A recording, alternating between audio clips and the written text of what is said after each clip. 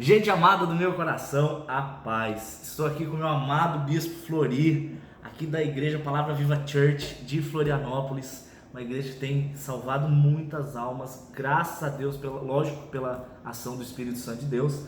Grande homem de Deus, muito honrado, viu? Muito feliz. O prazer é meu, Daniel. Foi uma alegria ter você aqui com a gente. Foi um final de semana muito abençoado, Para mim também. muito legal. As pessoas gostaram muito também. Graças a Deus. Viram, né? Bispo Flori, você que é todo sorridente, as pessoas olham para você, um rapaz bonito. Graças a Deus.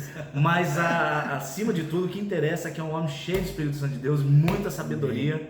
E eu queria roubar um pouquinho dessa sua sabedoria, sugar o que eu puder e distribuir com meus amados aí na internet. Bispo Flori, tem um texto da Bíblia que está queimando no meu coração, que é Deuteronômio capítulo 28. Quando a palavra de Deus nos diz que se nós atentamente ouvirmos a voz do Senhor, sem nos desviarmos para a esquerda ou para a direita, diz que as bênçãos do Senhor, não é que eu vou precisar ir correr atrás delas, diz que as bênçãos me seguirão. Só que tem pessoas que não são abençoadas. É verdade. Como que eu encaixo isso? Me explica, bispo. Só que hoje se tornou muito mais fácil, né? Porque vindo Jesus, ele cumpriu integralmente toda a lei. Amém. E as promessas se cumpriram todas nele, né? Oh, glória! E a palavra de Deus diz em Efésios 1:3 que nós temos acesso a todas as bênçãos espirituais em Cristo Jesus o Senhor. Não, peraí. Ou seja, as bênçãos corriam atrás.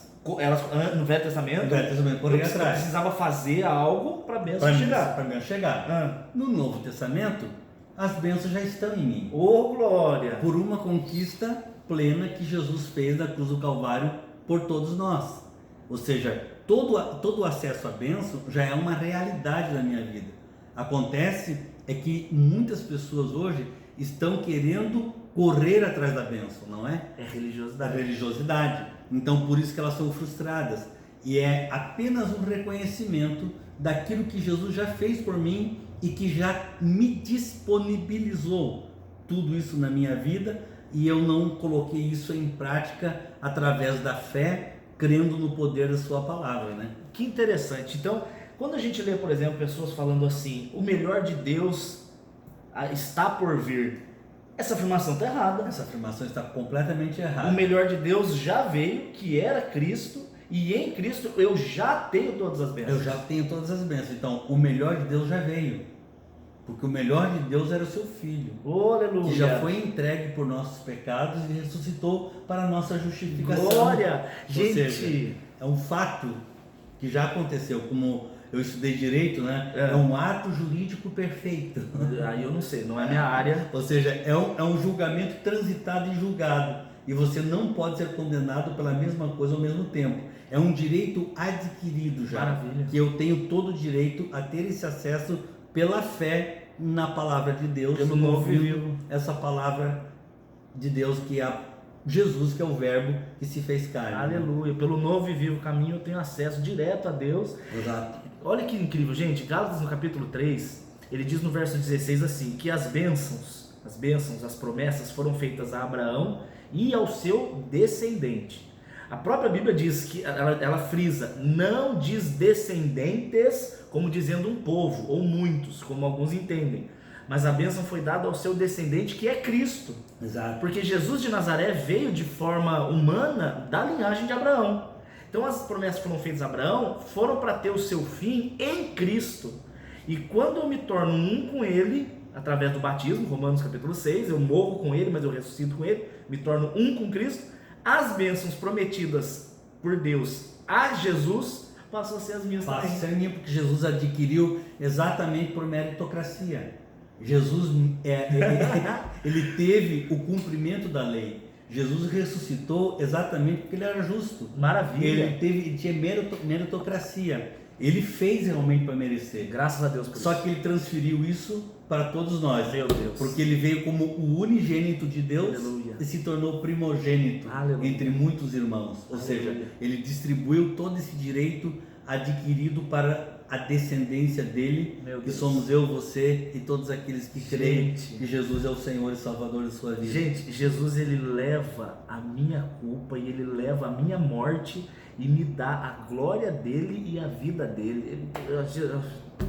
Vou chorar. Meu Jesus Cristo. Mas, Bispo Flori, existem pessoas que estão me assistindo e elas falam: Dani, Bispo, eu não estou sendo abençoado. Tem algum motivo que me impeça de ser abençoado? Aí eu volto para Deuteronômio 3, 28, 3, que diz: se ouvirdes a minha voz, não é? Certo. Em Romanos 10 diz: a fé vem pelo quê? Ouvir, e ouvir a palavra, de Deus. E essa palavra ouvir, ela é contínua nos originais. Ela não é algo que eu escuto agora e vou para casa, do tipo, venho domingo à noite na igreja, ouço a palavra, vou para casa e fico 6 dias sem ouvir. Mas é ouvindo, é me enchendo dessa palavra. Essa palavra vai ativando a minha fé em Deus, e eu vou tendo descanso, eu vou tendo tranquilidade dentro do meu coração. E quando eu vejo, pelo meu descanso e a tranquilidade que a palavra gerou dentro de mim, acontece a bênção sem que eu me esforce. Entendi. Você está querendo dizer o seguinte, que a minha ansiedade, o meu nervosismo, ele é causado pela falta de confiança na palavra que já foi dada. Exatamente. Pedro diz: lançai sobre ele toda a vossa ansiedade, porque ele tem cuidado de vós. 1 Pedro 5:7. Então, o meu primeiro ponto: eu não estou sendo abençoado porque está me faltando a confiança em de que Deus já me prometeu. Exatamente. Coisa que Davi descobriu. Descansa no Senhor, espera nele. Davi descobriu isso no Salmo também 37. Né? Deleita-te no Senhor. Deleita-te também no Senhor, que ele considerará o que deseja do teu coração. Aleluia. Confia no Senhor, faz o bem, habitarás na terra e se alimentará da verdade. Davi viveu graça na era da lei. Muitas pessoas hoje querem viver lei no tempo da Olha graça. que legal. Gente, descansa, confia, ora, clama, tome posse da palavra de Deus. Eu não estou falando aqui de profetadas que as pessoas dizem, estou falando do que Deus diz. Porque se você não confiar, como é que ele vai fazer? Como é que ele vai fazer se você não crer? Isso é blasfêmia contra o Espírito Santo. Você não crê que ele é quem ele diz que é, como é que ele vai fazer o que ele prometeu fazer se você não crê nisso? Segundo ponto que a gente marcou aqui sobre não ser abençoado: não está na hora certa. O que você tem a me dizer disso? Às vezes a pessoa não está preparada. Eu conheço um amigo meu, por exemplo, que ele orava para ter um carro. Um carro? E ele recebeu o carro. Ô, glória. Logo em seguida ele se desviou. Desviou? Por quê? Porque ficou bonito demais. Ele levou um carro novo, deixou da esposa, deixou da família. Por quê? Porque as pessoas começaram a ver a sua prosperidade. Tem coisas que a própria natureza ensina, não é verdade? Ensina tempo de crescimento, tempo de amamentação, tempo de desenvolver os ossos. Todas as coisas têm um tempo. E lá em Eclesiastes diz: para todas as coisas tem um tempo e um propósito. Maravilha, capítulo 3. E isso é uma das coisas que eu guardo muito no meu coração. Tem coisas que eu já desejei ter na minha vida. Por exemplo, eu desejei ter um programa de televisão. Hoje eu não quero mais programa de televisão, porque o que está sendo feito agora aqui, milhares de pessoas estão sendo alcançadas, porque o mundo mudou. As coisas mudaram. Mas também, será que eu estava preparado para ter um programa de televisão? Não era o tempo certo. Não era o tempo de Deus, não era o tempo certo. Esse cara, ele caiu porque ele recebeu uma bênção, que foi o carro. Exato. Que é uma bênção. Exato. Né? Não é a primordial, mas é uma bênção. Mas ele recebeu e ele não estava preparado para isso. E por isso que tem o texto: espera nele, descanse nele. Então, ou seja, esperar significa sim ter um tempo. Lembra quando Paulo se converteu? Capítulo 9, que é um princípio muito interessante que se deve aprender. Ele saiu pregando. A Bíblia diz que em todo lugar que ele chegava tinha contenda, tinha confusão e tinha pessoas perseguindo e tentando matar os apóstolos. Saulo chegou e pegou ele e mandou ele para Damasco e deixou ele 8 anos lá. Saulo, Barnabé pegou Paulo e enviou para lá. Logo em seguida que os discípulos mandaram ele para lá, a Bíblia diz assim: e a igreja crescia em graça, em amor, em números e em santidade. Ou seja, ele não tinha maturidade para ser o grande apóstolo Paulo que ele foi depois. Depois o próprio Barnabé buscou ele 8 anos depois. Ele não estava bicudo, ele não estava com raiva. Ele serviu 2 anos o presbitério, e depois que ele serviu 2 anos, o Espírito de Deus falou ao presbitério: consagre ele para a obra que eu tenho preparado. E aí, quando consagraram, a primeira missão dele foi levar uma oferta para a igreja que precisava. E depois ele se tornou esse gigante que todos nós conhecemos hoje, que é o grande apóstolo Paulo. Ou seja, 8 anos. Tem teólogos que dizem que foi 12, porque ele diz que depois de 14 anos eu desci a Jerusalém novamente. Tem algumas ideias aqui, mas 8 anos certamente ele ficou se preparando. O tempo em si é o de menos, não importa que ele ficou se preparando. Se preparando, porque quando ele começou a fazer na imaturidade, o que ele produziu? Foi Contenda, briga, discussão, tudo aquilo. Então, tudo aquilo que tem essas evidências são sinais evidentes que Deus não está no propósito.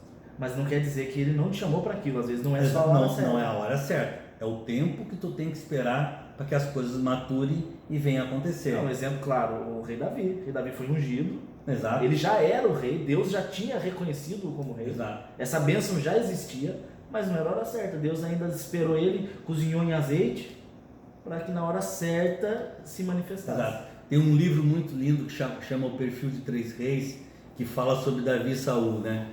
E é interessante porque Davi poderia ter matado Saul, mas ele não matou Saul. E quando Absalão se rebelou contra ele, ele não quis matar Absalão. E ele pediu para que Joabe poupasse a vida de Absalão, porque naquela época em que Absalão se rebelou, era mais ou menos a idade que Davi tinha quando ele era perseguido por Saul. Ou seja, Davi decidiu não ser Saul na vida de Absalão. Entendi. O que fez mal para ele não quis reproduzir na vida dele, na vida do outro. Ele teve a maturidade, ele cresceu, a perseguição e tudo que aconteceu de ruim com ele, ele não absorveu para ele se tornar ruim, mas para que ele se tornasse melhor. Maravilha. Isso é um ensino muito precioso que ele está falando, que encaixa em 2 Coríntios capítulo 1, que ele diz que com as mesmas tribulações, com as mesmas consolações que nós fomos consolados por Deus, nós vamos consolar aqueles que estiverem passando a mesma tribulação. Então, às vezes você está passando por uma coisa e não entende, é para Deus te tratar, para você ser cura para outra pessoa que está passando a mesma coisa. Exato. Davi, ele só pôde ser cura para Absalão porque ele passou pela mesma coisa com Saul. Exatamente. É como diz lá em Hebreus, se eu não estou enganado, capítulo 5, onde apresenta Jesus como sumo sacerdote que é capaz de se compadecer de nossas fraquezas, porque como homem ele passou pelas mesmas dificuldades. Então nós não precisamos ter medo, nós temos que nos aproximar no trono da graça para que no tempo certo nós recebamos a misericórdia. Esse tempo certo, só para a gente fechar esse ponto de questão do tempo, eu amo, como a gente citou o texto de 1 Pedro 5,7, lançando sobre ele a ansiedade, mas o verso anterior é muito interessante. No 6 ele fala assim: humilhai-vos, portanto, debaixo da potente mão do Senhor, para que ao seu tempo, ou seja, no tempo dele, ele te exalte. Só que é interessante que ele fala, você tem que se humilhar debaixo da mão do Senhor. Como? Aí ele fala depois, lançando sobre ele a sua ansiedade. É entendendo que o tempo é dele. Isso é humilhante para a nossa carne humana. Exato. A gente quer resolver. Exato. Mas isso que gera descanso. Porque quando eu me desplugo desse processo, meu coração descansa em Deus. Minha alma descansa. Amém. Eu não sou obrigado a ter e nem a fazer para ter. Eu descanso porque eu sei que Deus vai trazer na minha vida. Isso gera paz, tranquilidade, saúde. Amém. E evita de muitas pessoas terem crises existenciais, de pânico, burnout. Amém. E ter a dúvida de Deus, se Deus ama ou não a vida deles, né? Porque eles condicionam o amar a fazer. A fazer e a ter. Gente, a maior prova de amor, Romanos 5,8, já foi dada. Cristo morreu por nós, sendo nós ainda pecadores. A maior prova de amor é essa. E para terminar, sabe por que você não é abençoado em algum pedido que você está fazendo? Simplesmente porque Deus manda e ele às vezes não quer. Ele não quer e ponto, não me perturbe. E acabou a história. Às vezes Deus não quer, né? Como Paulo disse, nós estávamos preparados para isso. Eu não me engano, não me lembro a cidade que ele estava preparado para ele, mas o Espírito Santo disse, não vai para lá, acabou, tu vai para outra cidade. Ou seja, Deus interfere na nossa vida do jeito que Ele quer. Maravilha. E às vezes aquilo que para mim é essa bênção. Eu vou compartilhar um 30 segundos. Vai. Eu queria ser vereador em Florianópolis. Eu concorri para vereador, deu 15 dias eu me senti traindo Jesus naquilo que Deus tinha me dado, que era a voz para falar e levar as pessoas a Cristo. Eu não quis mais ser vereador.